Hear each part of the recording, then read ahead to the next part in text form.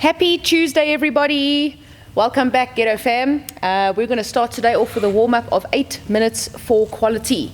The movements that we're going to be doing is push-up to down dog, jumping jacks, prisoner good mornings, and then banded strict presses.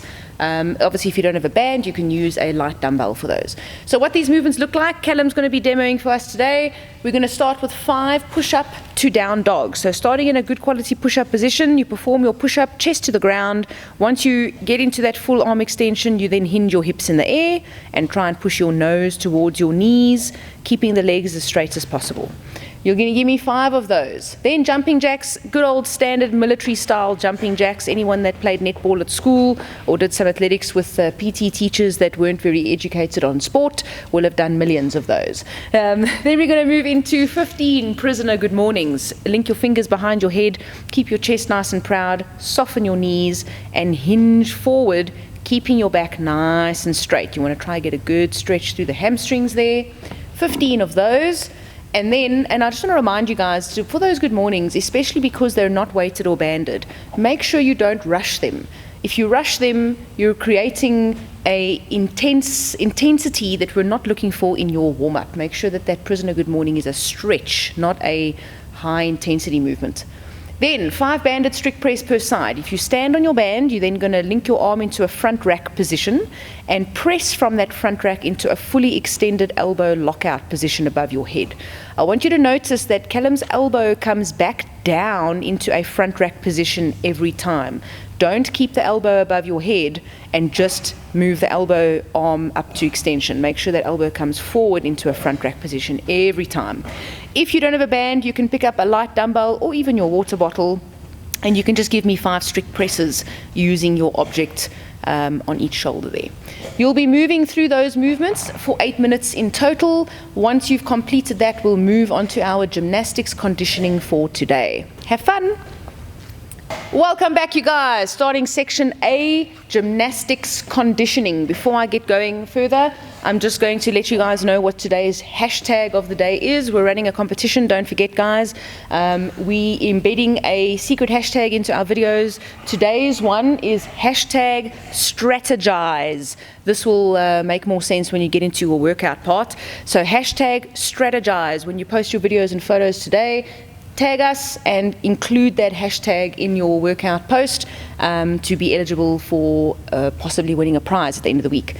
For gymnastics today, guys, you'll see that we have a 5-minute AMRAP, then a 2-minute rest, and then a 3-minute AMRAP. The 5-minute AMRAP we're going to start with, you're going to be doing as many hand release push-ups as possible in your 5 minutes. But the catch is that starting on the 0, and every minute after that, you're going to break your hand release push-up sets up with 7 single leg V-ups. You'll alternate your legs here, so there will be 1 extra rep on one side. So if you look at Callum, lying on your back, you're going to stretch yourself out nice and tall. You're moving 1 arm and 1 leg at a time. So opposite arm to leg will come up. You'll alternate your legs and you'll give me 7 reps in total. Once you've done 7, you jump up and you're going to start doing your hand release push-ups. These push-ups can be performed either in a completely straight leg position if you're strong in your push-ups and you're good in that position.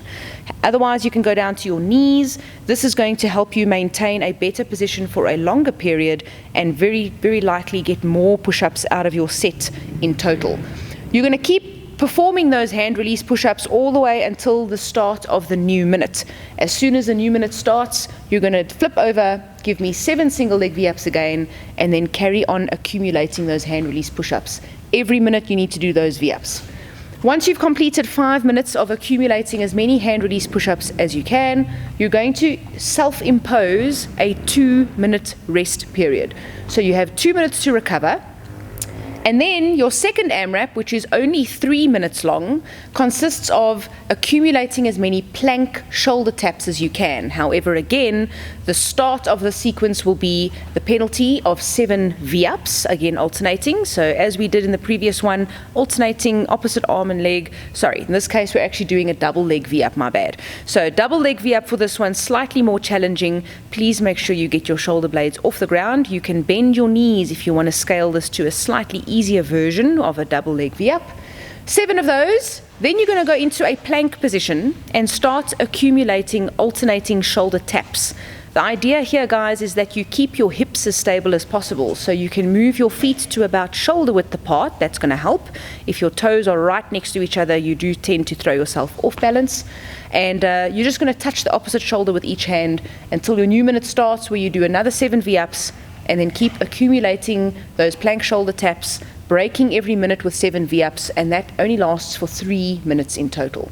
So your gymnastic piece is going to be a 10-minute piece, including all your rests and stuff, and then we're going to move on to our conditioning piece for the day. Catch you guys in a few minutes. Welcome back, everybody. Last section for the day, conditioning. Just a reminder, our hashtag for today that we want to look for in our social media post is #strategize. Moving on to the conditioning piece, guys, we have 3 rounds for time in this section.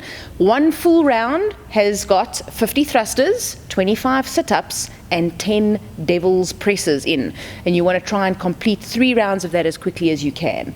So starting with your thrusters, Callum's going to demonstrate for us on various objects here. If you're using a dumbbell or a kettlebell, your thrusters will be divided up between your 2 arms. So you'll see Callum's got that dumbbell front racked, he squats, he jumps, and he presses that dumbbell all the way to a full extension above his head. Use the power in your legs here, guys. Your shoulders should not be getting tired when you're doing thrusters. You'll do 25 on each arm, but you want to sort of divide those up, maybe 5 per side. So 5, then swap sides, 5, then swap sides. Your kettlebell movement will look the same. If you are using a backpack or an odd object, you'll be holding it with both hands. So now you won't be dividing your rep range up between 2 arms. You'll do all 50 in this position.